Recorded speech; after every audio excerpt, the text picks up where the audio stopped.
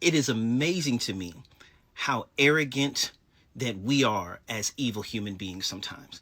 This dude says God knew that child trafficking would happen and yet created us. That makes him responsible. So God is responsible, not the actual human traffickers, and not the people that knew about the human traffickers and let that stuff happen and financed it happening.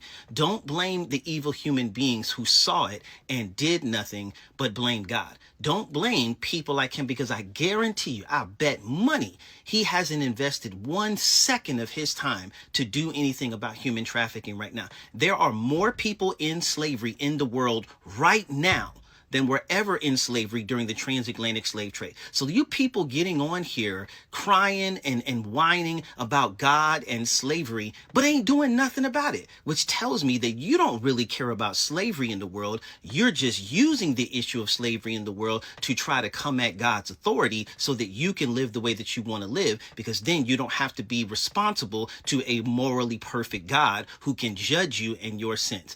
Evil in the world is not due to the absence of God in the world, it's due to the absence of God in our lives. It is us violating God's commandments, his precepts, his laws, and the way that he told us how to live. That is the reason for evil in the world. So you've got 2 choices, and I keep telling y'all this. You either, 1, God gives us free will and then judges us for the actions that we commit in our free will, or he makes us robots. And then he tells us what we can and cannot do, and you cannot do anything that God doesn't want you to do. Who wants to live life like that? How is love possible? How are any of these emotions possible if we have no choice in the things that we say and do? You're not thinking through these issues. You're making emotional arguments devoid of the intelligence that God has given you. I urge you to actually think through this argument, because people like him, they talk really tough and everything. But the moment God would violate your free will, because if God was going to violate your free will, you would have never wrote that sentence. You would never told a lie. You would have never stolen anything. You've never done any of the evil things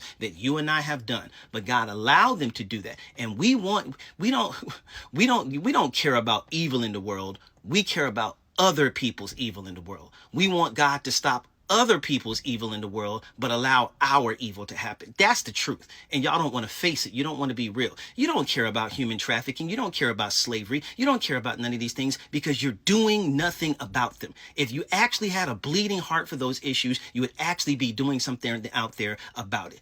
But you're not, which says to me that you're not really concerned about the issue. You're using the issue to try to manufacture an argument against God so that you don't have to be accountable to him.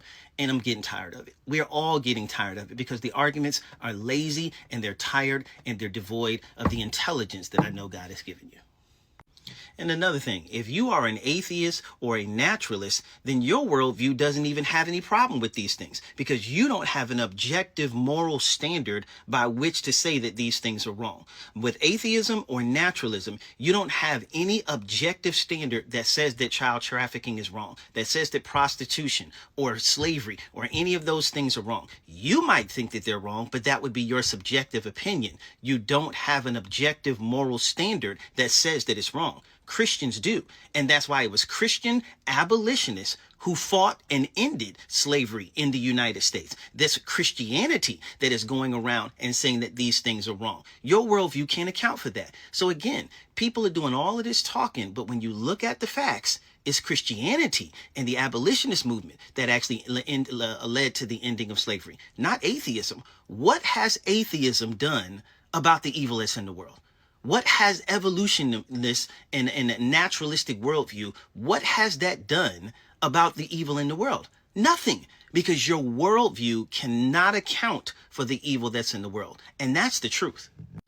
Evolution doesn't care about right and wrong. It only cares about the survival of the species. So in an evolutionary worldview, you don't have any moral high ground or any moral ground whatsoever to even care about these issues. Because as long as the species is surviving, that's all evolution cares about. So what worldview are you even getting to say that this stuff is wrong? So again, when you think through these things, when you actually listen and think about these things, you realize that atheism and naturalistic worldview, they have no reason to complain about these things. Evil is not a problem in your worldview because you can't even account for evil without an objective moral standard. I've had enough. Y'all have a wonderful night.